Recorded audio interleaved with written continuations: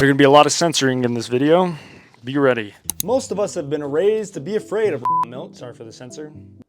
They will kill my ability to provide for my family if I don't censor this video, so I'm sorry. We're told it's dangerous and dirty, but for thousands of years, this was considered to be a literal superfood. In fact, in the early 1700s, rural Americans living off the fat of their own land were reported to have little to zero health issues at all.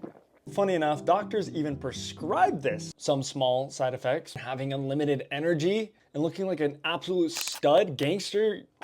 So why did the most natural food on earth, the one mentioned in the Bible, what, how many times? 500? You can correct me, put in the comments down below. Why did this literal superfood become a crime in 1933 and even down to this very day? Well, I've got some history and some literal statistics and facts. I think you guys are gonna wanna hear this because we've been lied to about God's serum from life, straight from the mother.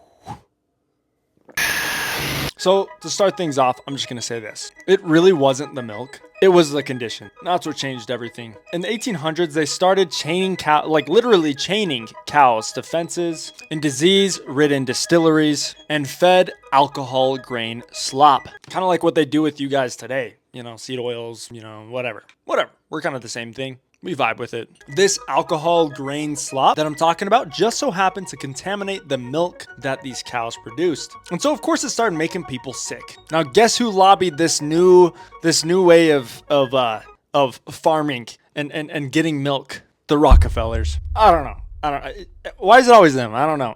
So just to create a solution for the problems that they had now created, they suddenly came out with all the answers conveniently in the time that this all was taking place. They said, you know, it just so happens we have these machines we've created. So they put these expensive machineries and they lobbied in the US government to require farms to use these machines to pasteurize our milk. We shouldn't be surprised when the food that they produce becomes a curse rather than a blessing. Now let's talk about dead milk versus living milk. What is the difference between pasteurized milk and milk? Again, sorry for the censorship, but YouTube will literally, they will destroy me and my entire livelihood. So when you pasteurize milk, you kill the lactose enzyme. Now your body needs this lactose enzyme because that's how you digest milk. This is why so many people think they're lactose intolerant. The truth is you aren't intolerant. My brother-in-law, he went all the way over to Africa, was fine. Came back, suddenly he was lactose intolerant, couldn't handle a single drop of milk. I don't know, kind of crazy to me.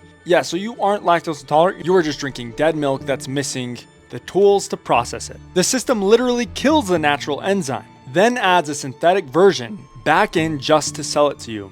It's a total counterfeit of nature. Modern dairies like Farm or Redmond Farms, if you've ever heard of those, have stricter standards than industrial farms, focusing on grass-fed pastures and sunlight. Living milk like this contains natural probiotics like lactobacillus, if that's how you even say it, and bifidobacteria that literally heal your gut lining and reduce inflammation. It's loaded with vitamins A, B, and C that the heat usually destroys. Even the calcium inside of it is destroyed by the heat. And then they re-add it back in, which is not quite the same as it just occurring naturally, as you could probably imagine. In Genesis 1:29-31, it says that when God created the world and the food in it, he saw that it was very good. We've spent the last 100 years trying to improve on God's design with chemicals and heat. And we've, for some reason, only made ourselves more weak. We have the sickest generation to ever live. Haven't you guys noticed that?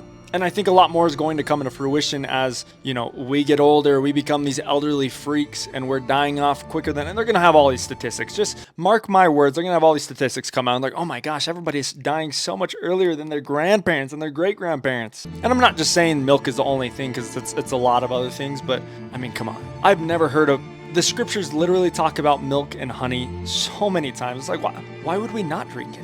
Why can't we take the hint? So if you want to see what this looks like in practice, look at the Amish. While the rest of the country is facing an epidemic of allergies, asthma, and gut issues, studies consistently show that the Amish, children raised on living milk, and traditional farms are almost completely immune to these modern problems. And it's no coincidence. You don't have to have eyes to see or ears to hear for any of this to even make any sense. Their gut biomes are packed with these beneficial bacteria like lactobacillus or lactobacillus or whatever it's called. I really don't know how to say it, and bifidobacteria that the industrial world has sterilized out of our diet. They are living proof that when you stay close to the source, your body functions the way it was designed to. Now, this isn't just about milk, guys. Like, I don't want to film this whole entire video, go on this crazy tirade rant, and just say, hey, this is your solution. But I mean, but it's really about stewardship. You are the architect of your own health. You can make your own decisions however you want. You know, that's totally fine. You can keep feeding your body dead products and wonder why you feel drained, or you can take a stand, find a local farm that's legally allowed to sell it, because yeah, it's almost this counterfeit drug across the nation now. You know, God's creation for us, we're not even legally allowed to have. You know, I guess you could say this thing about like and stuff, but and black tar hair.